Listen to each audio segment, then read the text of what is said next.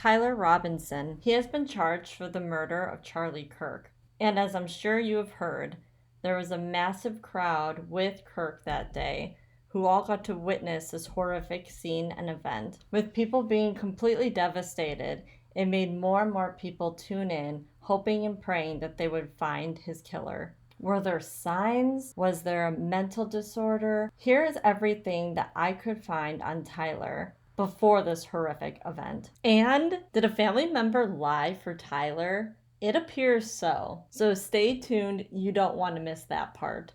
Tyler grew up in a close-knit family in Washington, Utah. Neighbors would say that he was a quiet boy, but he attended the school and church and never got in any type of trouble.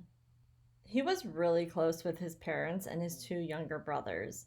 They enjoyed being outside. They would go hiking, camping, hunting, just all the things to do. They had their hunting license, and on Tyler's mom's social media page, she had a whole bunch of pictures of them holding their rifles through the years. Tyler graduated from Pine View High School in 2001, and he was seen as a bright and hardworking student. Scholarship is available for 4 years or 8 semesters. Congratulations! You have been selected to receive the Resident Presidential Scholarship from Utah State University. The value of this scholarship is approximately $32,000. This scholarship is available for 4 years or 8 semesters. But authority says that after Pineview Middle School, he slowly started to transform, especially when he went away to college. In his transformation, politics arose. He had a lot of radical ideas and thoughts, and fueled by hate of Charlie Kirk. One of Tyler's old classmates said, Tyler was always just being kind, genuine, respectful guy. He was that kind of student that any teacher wanted in their class. Respectful to peers, classmates, friends, adults, and authority figures. Tyler was always kind of quieter since we were little, but not like quiet weird. He, since like kindergarten, was always confident to talk to teachers and stuff, and he had kind of an inner circle that loved him, and he always was able to speak to them, and always just his energy speaking to his friends and the way he treated people overall. I don't know, I think this is really unexpected. I didn't see it coming at all. He, since I met him growing up, was always a kind, respectable, genuine kid, the kind of student that teachers liked, and all this, I feel like, not just to me, but everyone else, has come really unexpected. He was always just like the type A student, the one that got stuff done on time, the one that always did his homework, admired by like adults, and always respected adults and peers and friends, authority figures, and everything like that. Another classmate, Keaton Brooksby, holds a very similar viewpoint. But from what I know about him in kindergarten through high school, I just thought of him being like a businessman or a CEO, not a suspected assassin. Now, after only one semester, Tyler dropped out of college.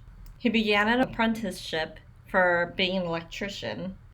Now, there's been many rumors on whether Tyler is a liberal, Democrat, or a Republican. Almost his entire family is Republican, and so on his ballot that he filled out when he turned 18, he does have Republican, but he never has voted. Tyler's roommate was a trans individual. His name was Lance Twiggs. Coupled with going to college and having a roommate that was very far left, he too began to go off the deep end a little bit and become radicalized. It is not confirmed, but it seems very likely that Tyler and his roommate were dating. And currently it's unclear where they got the money to pay their rent because neither of them had jobs. But here's a little bit about Lance that we got to see online. For Christmas, I got one of those cookie boxes, but here's the magic part. Watch this. There are actually cookies inside of here, and I've never seen that in my life.